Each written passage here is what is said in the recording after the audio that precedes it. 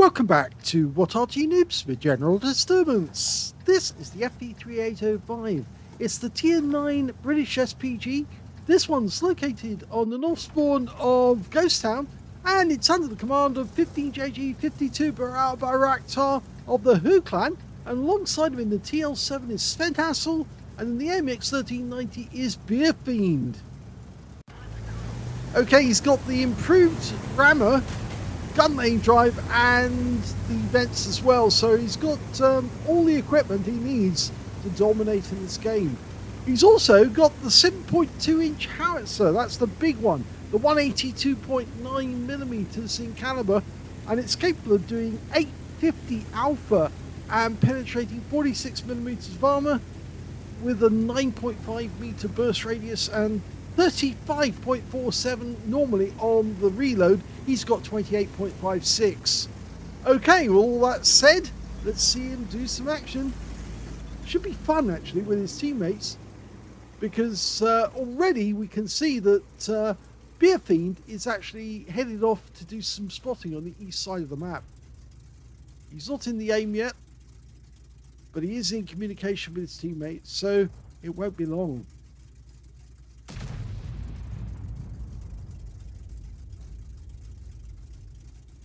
So it says Dogs of War on the side of the vehicle, and of course that's one of a really good film actually with Christopher Walken in, which I liked during the 80s, I believe, that one.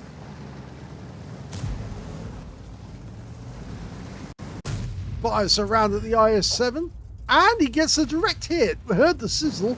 He got 235 and he picks up stun assist immediately afterwards.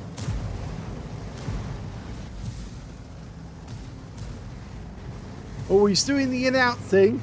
Yes, he did say, forgive me if I do the in-outy thing, because of course that's his thing. Lines it up, he's loaded, fires the round in very quickly. Did get some damage off the T-54 for 140 hit points, and he got the communications expert working, because now he's got over 800 stun assists. In fact, he got 2 lots of stun assists off the IS-7 with that shot alone, because it stunned so many tanks and his teammates then dealt with them. But the enemy have kind of managed to win that side of the map, and that means he's had to retreat and find a new position to fire from, because if he doesn't, he's going to be next. At least Sven Hassel, has pronounced S-W-E-N, it should be S-V-E-N, but I suppose that's already been taken, has gone up there to try and help stave off the enemy attacking. And because he's actually going up this side of the map near to the rock, he should have better shots on the enemy over the other side of the A line and also in the town, because I found this position to be very useful for playing from this corner. In fact, now Beer Fiend has actually found somebody down in the grass, and he's giving him what for. Okay, we can see him. Oh, we fired a round, but it wasn't necessary. Beer Fiend got his man. He managed to wipe out the AMX-1390 in the enemy team, and now we're looking at the enemy tanks over the other side of the battlefield on the 1 column. It looks like the enemy lost one of their tanks trying to go up that corner. So we've only got 2 IS-7s over there. Our teammate Sven Hassel is also still alive. So instead we're going to be focusing on these guys in the town who are trying to take out our superconqueror. He fires a round in, looks away immediately. Unfortunately, it means that we don't get to see what actually happened to the shell, other than the fact it appears to have stunned the object. Yes, he is doing that in-outy thing, which is really annoying. But he says, yes, you have to put up with it, because he doesn't want to change it the way he plays. Over on the other end of the map, we got this guy, a Strip 103B, trying to defend that corner. We fire a snap in, direct hit. It wasn't really a snap because he did let it dial in. Oh, and that was a kill for Sven Hassel. Got 2 shots on the IS-7, and the second one actually wiped the guy out. Meanwhile, the other IS-7's gone up onto the cliff edge. We're almost loaded, so we might be able to have an input in this one. He's lining up his shot. He's dialing in. We're loaded. Rounds out. Direct hit. 120 hit points. Not a huge amount, but it is an IS-7. Yes, the Iniati thing is very well spent. I think it's because a lot of players do play with their mouse wheel, and that's why it goes in and out like that.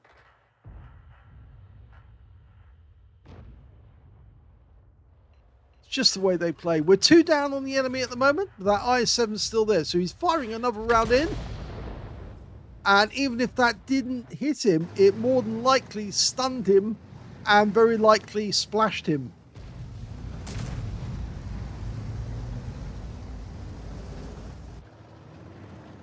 Okay, that IS-7 is making a quick run like his teammate did to try and get up on top of our guys. He's decided to take the low route because it does offer a measure of protection against their guns, because they have to poke over the edge in order to get a shot if they want to hit him.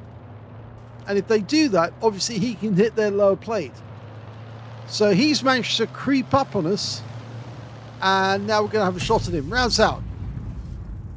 And well, it landed near him and he got stunned. And Sven just killed the eye, so that's another one chalked up to him. 2 kills now. And it means that we've got no threat from the west side of the map anymore. There's still enemies out there though. In fact, we're still 2 down on the enemy. We're loaded.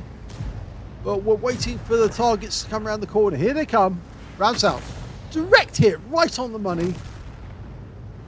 Managed to pick up 388 hit points from the E5. But he's not killed him. And now we've got the problem of a 2684 here. And that object, AMX 5120. The enemy did lose their E5 to our Gorilla. Sven Hassel's decided to go into the town and deal with the guys face to face. We're looking in there as well. We found the the object 268 version 4 of the object. Now we didn't kill him, but Sven does. And then immediately gets hit by the enemy Arty, but doesn't lose much in the way of hit points. So now it's turned around. We're actually winning the battle. There's 1 less enemy than us on the team, so there's still 5 enemies to wipe out. Our team are spreading out actually at the moment, which is probably not a great move, but you can see the Gorilla 15's going down the west side of the map, and I suspect that's because of course there's no enemy there to kill, and he's hoping he can sneak up from the west side, and the enemy is more than likely covering their own cap area. There's the Hori. He is on the west side. He just tried a quick shot. The enemy Arty's firing in the same direction. That Hori is... he's not moving away, but he's just repositioning because he knows he's going to get Arty'd. Here we go. Rounds out. And he fires the round in. We don't get to see what happened to the shell, unfortunate, because of course we do like to see exactly what happens to the enemy, how accurate the shell was, where it lands on the enemy vehicle. I don't think that actually did anything to the enemy Hori, although he is showing stun, so at least that's that. In fact, he's also showing a hole in the roof, which means he might have actually struck him. Bounce out again. Again, no record of the damage. He's still stunned.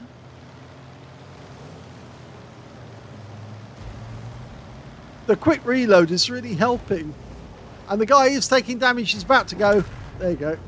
And in fact, Sven Hassel picks up another one. That's 5 kills the guy's got now. 5.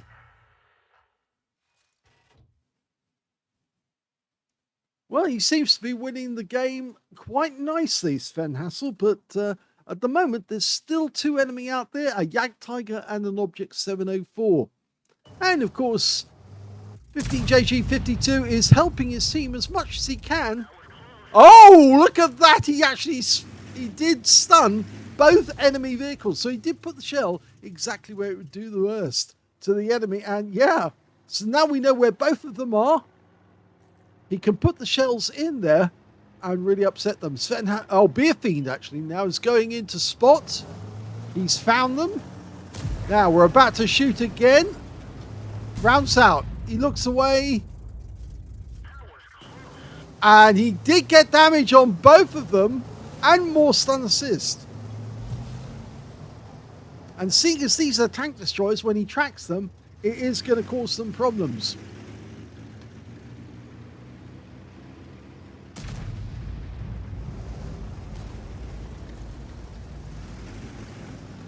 Okay, we're almost ready. This could be fun. He fires another one in.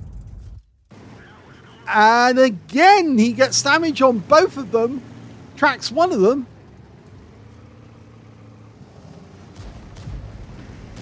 I didn't mention right at the start, but this was a tier 10 game with tier 9 tanks in it. And one of them's gone. The Jagdtiger's gone. And there's the last one.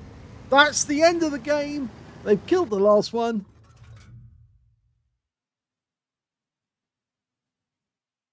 Here's the end of battle stats, and that was an ace tanker game for 15JG 52 Barara Bayraktar of the Hu clan in the FV3805.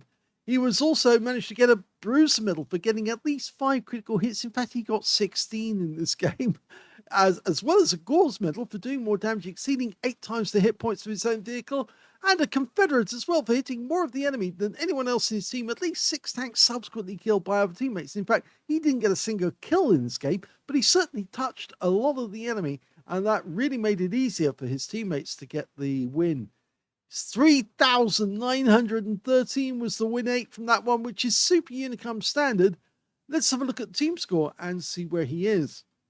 But he didn't get the highest damage in the game. No, unfortunately, that went to the Gorilla 15, our team, who got 5,686 hit points of damage. But the second highest damage was, in fact, the Panzerkampfwagen 7, who managed 4,562, followed by their AMX 5120 with 4,403.